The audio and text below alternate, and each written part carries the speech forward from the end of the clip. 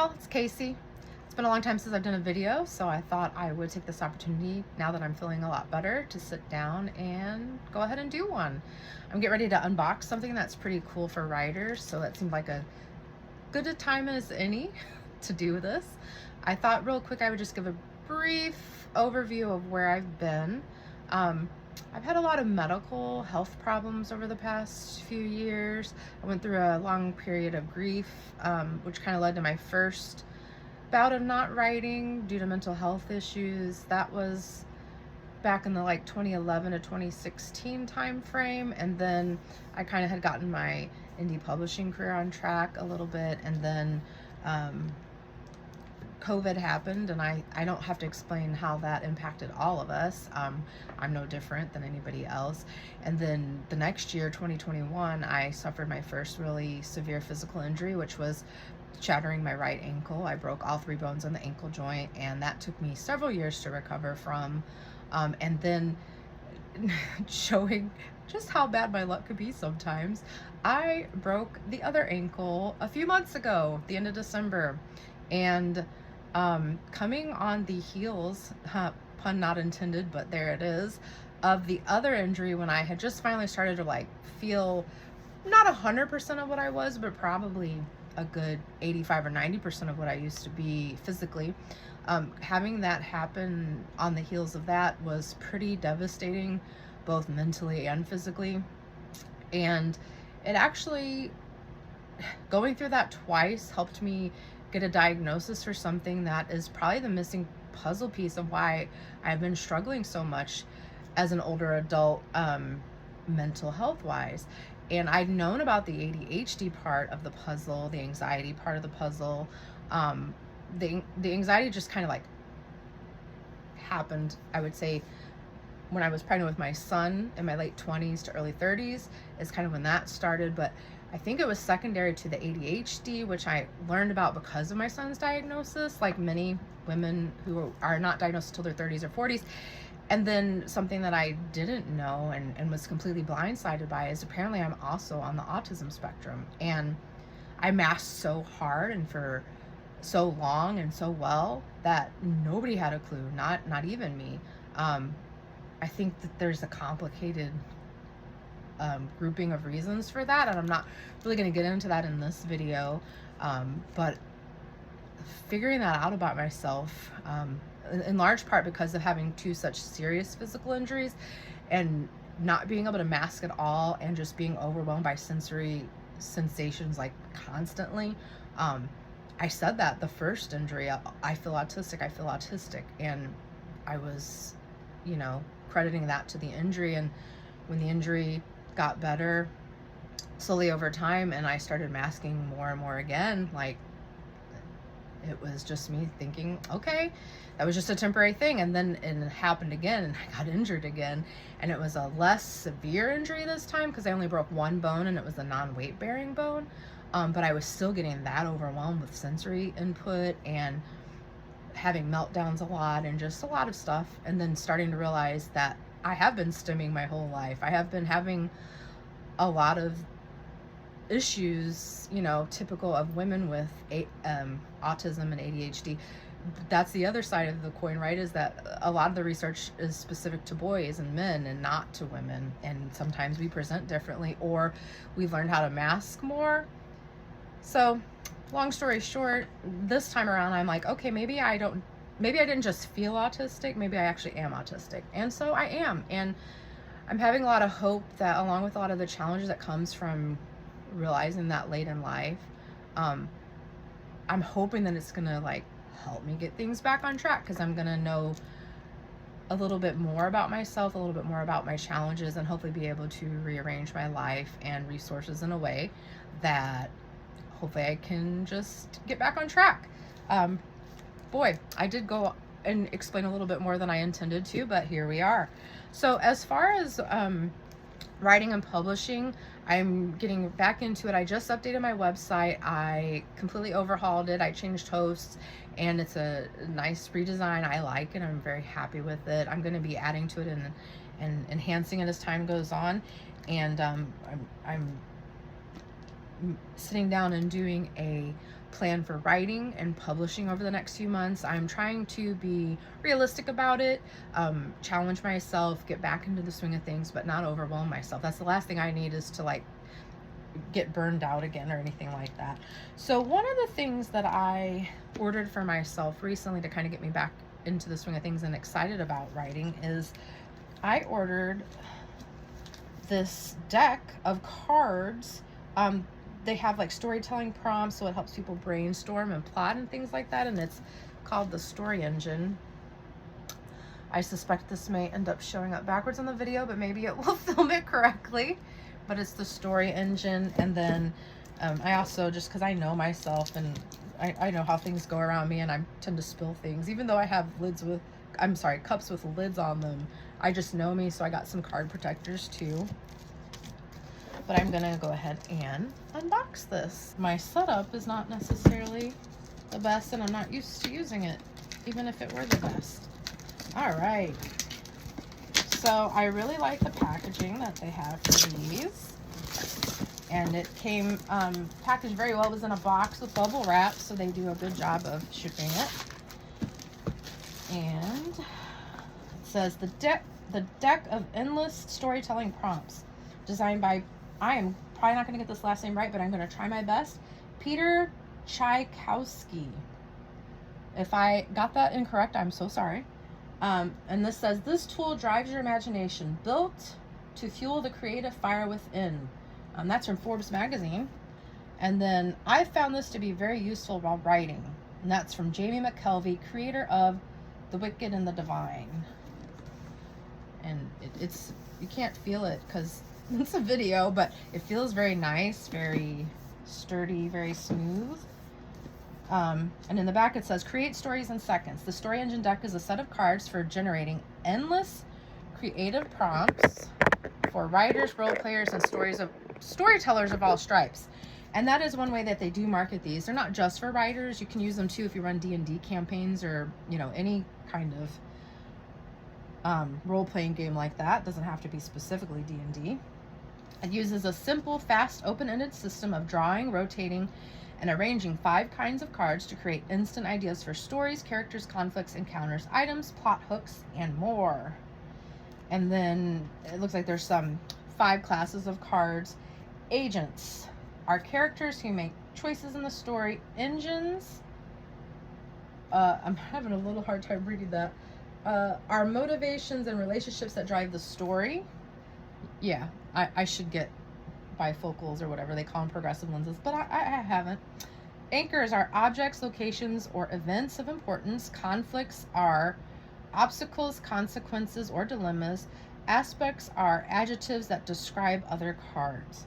So you kind of take all these little pieces and put them together, and it can really help you with plotting, brainstorming, which I don't get writer's block per se very often, but sometimes as mostly a pantser and not a plotter, it can sometimes feel intimidating when you're staring at the blank page and you don't know like how to even start or how to get back into something. So the Story Engine cards do come with a guidebook, and then apparently you can also look at a tutorial, a video online, which is pretty cool. I probably will look at that later. That's good. I haven't looked at that. I'm not going to really look at it now. I just kind of wanted to look at the cards. Oh geez. Here's where you get to just stare at me. Okay, there's a tab, and then I pulled it and then it fell apart. You get to just see me floundering trying to open these cards. And if I don't have the chance to edit this video later, that's gonna make for very boring watching. All right, poof, the magic of editing. I magically got all the other cards opened, and you didn't have to sit there and watch me very painfully and painstakingly use my scissors to get into all of these packages. I struggle with stuff like that sometimes. So anyway, here's the Story Engine agent cards. I'm gonna flip one over. I'm not gonna go through all of them, but I just thought I would give you a little taste of what to expect. So the one I pulled over says, on one side, a merchant, an investor, a grifter, a miser. I assume those are all to like give you an idea on like what kind of character that could be. And then, so that was one of the agent cards. And then I assume you pull over the engine card to kind of give you some ideas on that. This one says, wants to enact a secret plan revolving around.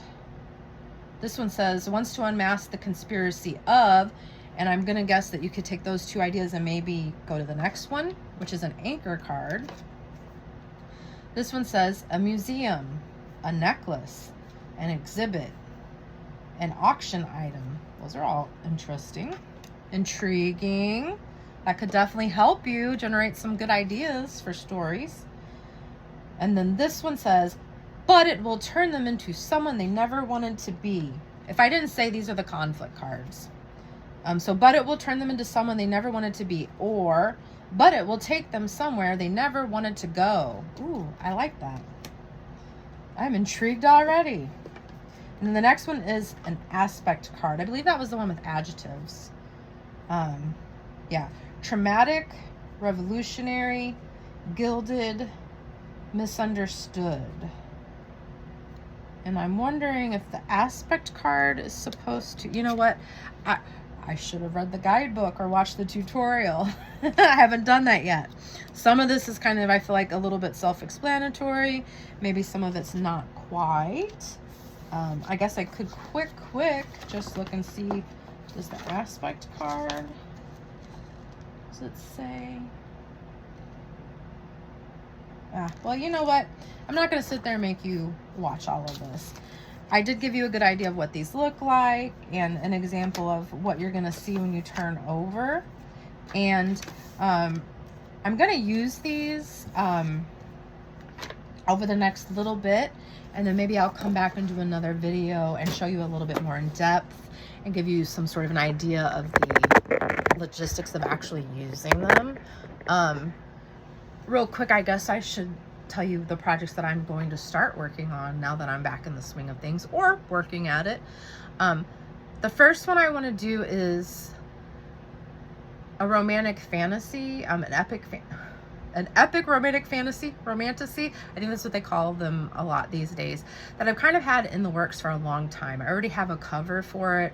It's tentatively titled Raven Queen. It's book 1 in Throne of Storms. If you want to read more about it, you can go onto my website, and I do have the little like cover blurb that you would see on the back cover of a print book.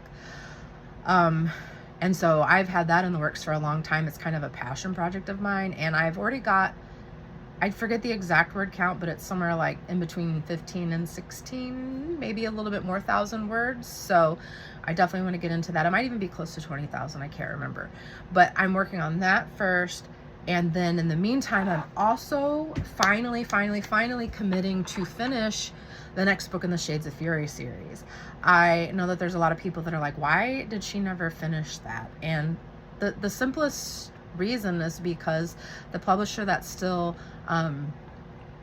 holds the rights to those first 3 books didn't want to continue the series. And so when I started launching my indie career, it made a lot more sense to focus on series that I own all the rights to. It just makes it a lot easier when you're doing marketing and publicities and promotions. And if you want to lower the price of earlier books in the series, you actually have that flexibility as an indie author. And if you don't hold the rights, you don't have that right. You know, it's not as easy. But I did look recently, and it feels like I think the earlier books in that series are now like reasonably priced, to where I don't think it would, hopefully not anyway, be cost prohibitive for someone to go and buy the first 1 or 2 books in that series. But regardless, it's a passion project of mine, even more so than the epic fantasy right now.